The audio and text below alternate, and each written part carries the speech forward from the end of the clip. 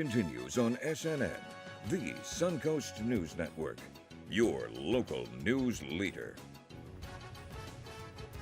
Hello again, everyone. I'm Eric Wilson, filling in for Don Brennan. Thanks for joining us here on the SNN Evening Edition.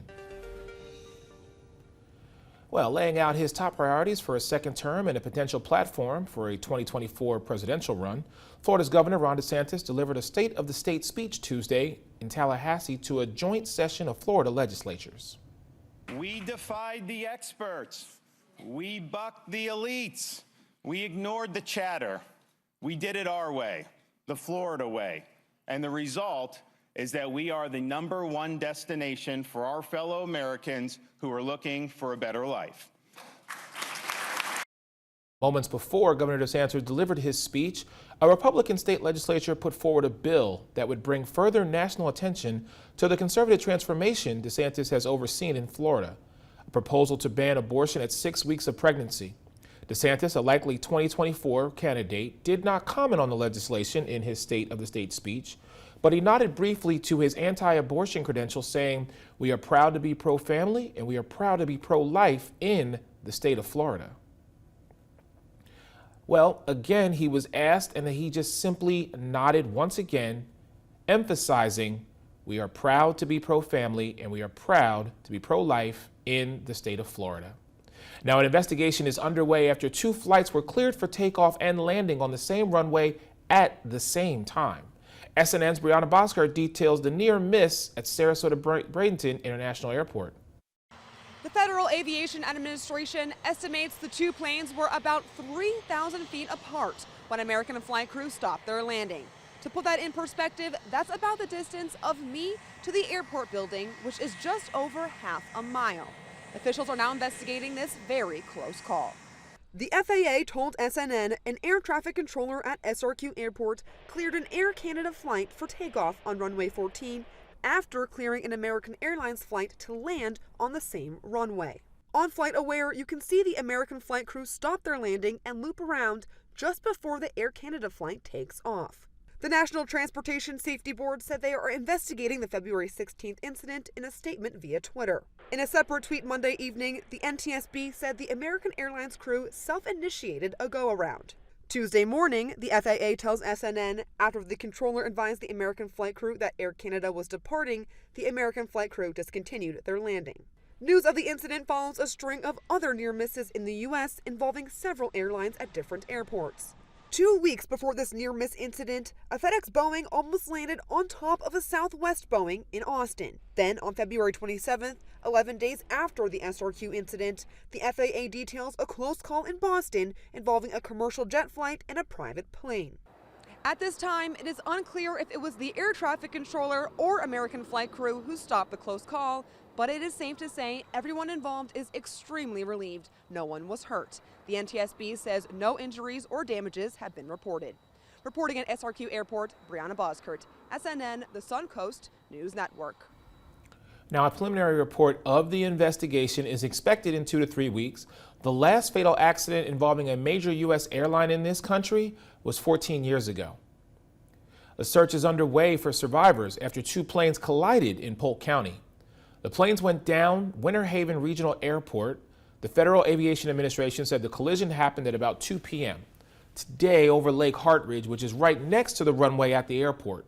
Winter Haven police said in a media alert the water is being searched and there is also an air search being conducted. No clue as to what caused the crash, nor do we know the type of aircraft and how many people may have been on board. The FAA and the National Transportation Safety Board will in fact investigate. Well, Vern Buchanan spoke in Lakewood Ranch today about the benefits of passing the Sunshine Protection Act. If this bill passes, it would put an end to the twice-a-year clock change and make daylight savings time permanent. As of now, 19 states have signed off and the Senate has approved of the measure. With Florida being such a popular tourist state, many business owners believe this change is in fact needed. I just think overall it's just a positive. I think it should have been done a long time ago. It's something that's really needed. Right now, especially with, all the northerners that are down here now, it's season. So I think it's a plus for everybody, including every business that's around here. We all would like to see more people out during daylight. Buchanan says he hopes to have the bill passed in the next 6 months before we have to fall back.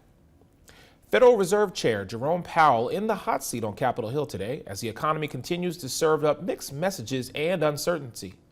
With inflation still bringing pain at grocery stores, checkouts, and energy bills, Powell says more rate hikes are likely coming, but worries are continuing to grow over what that could mean for the economy and for millions of workers going forward. Mike Valero has the latest.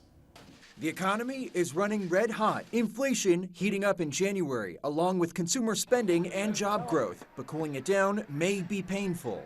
Although inflation has been moderating in recent months, the process of getting inflation back down to 2% has a long way to go and is likely to be bumpy. In his testimony before the Senate Banking Committee on Tuesday, Federal Reserve Chair Jerome Powell took a hawkish stance on battling inflation as the central bank awaits key pieces of economic data, like the February jobs report due out this week. If the totality of the data were to indicate that faster tightening is warranted, we'd be prepared to increase the pace of rate hikes.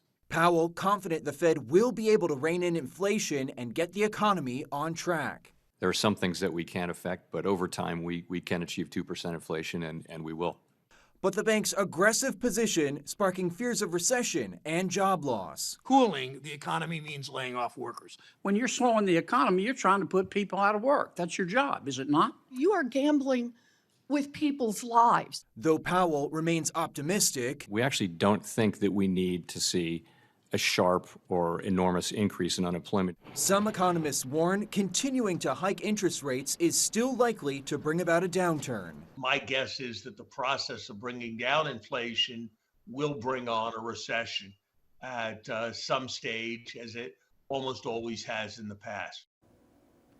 Well, Florida Chair Jerome Powell forecasting additional interest rate hikes in ongoing efforts to cool inflation.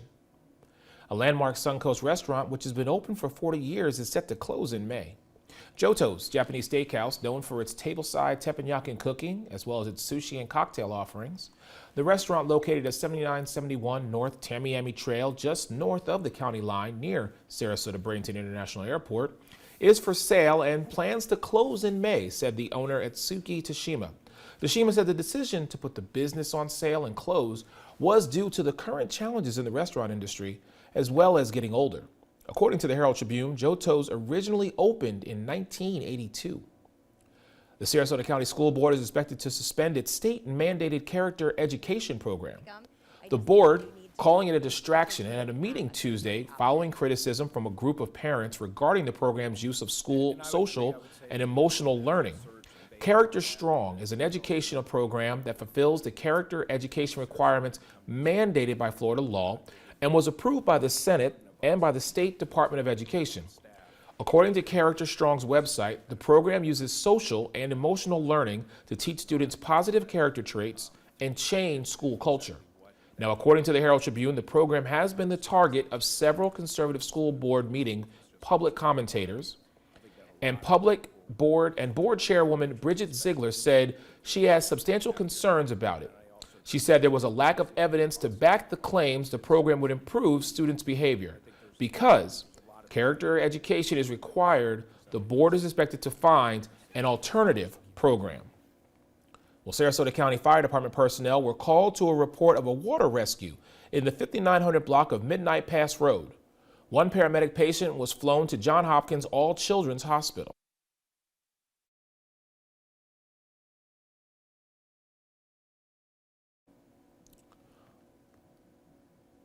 Alrighty, we seem to be having some technical difficulty. We will get that story back up to you folks in just a moment.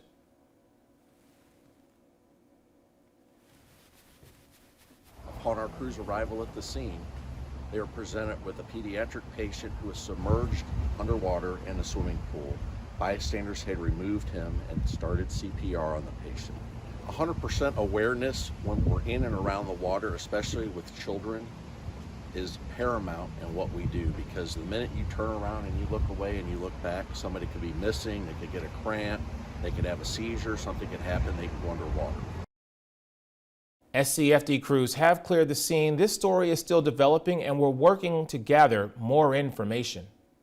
Well, time to put your 2 cents in on who has the best beach on the Suncoast. The Herald Tribune is holding their inaugural Best Beach Challenge and crowning a champion on April 3rd. So basically, It's like March Madness, but much hotter. The top 16 beaches have been seeded and placed on the bracket for round-by-round, head-to-head matchups. Voting on the first round of matchups begins actually yesterday, March 6th, with the polls closing 2 p.m. this Thursday. The voting will restart weekly, each Monday through Thursday, concluding with the finals taking place March 27th through the 30th. Choose a beach you've loved visiting since childhood, one you've recently discovered, or just pick the name you like best. Have some fun and head to theheraldtribune.com to cast your vote bracket style. Well, the West Coast Black Theater Troupe announced their upcoming season, and last night, SNN's Christy Sultan was there. The West Coast Black Theater Troupe gave a secret preview for their upcoming season last night during their Hush Hush party. This is our season announcement party. We call it the Hush Hush Party because we keep it a secret until tonight. And then partly we're looking for season production sponsorships from our donors. They're the first ones to find out what we're doing, and it's really a fun night. Since it's not a secret anymore, the West Coast Black Troupe's theme for their upcoming season is simply the best. The season's lineup is a combination of audience-requested shows from the past and the best of Broadway. The most amazing supporters and donors. They love us and are so excited about our place in the community, our uniqueness in the community. You know, we're the only African-American theater company on the whole west coast of Florida, and people really appreciate it. Tickets will go on sale during the summertime. In Sarasota, Christy Sultan, SNN, the Suncoast News Network. Now, for more information on each show, you can check back to our website. Still ahead on the SNN Evening Edition, teacher shortage across the country. So keep it right here.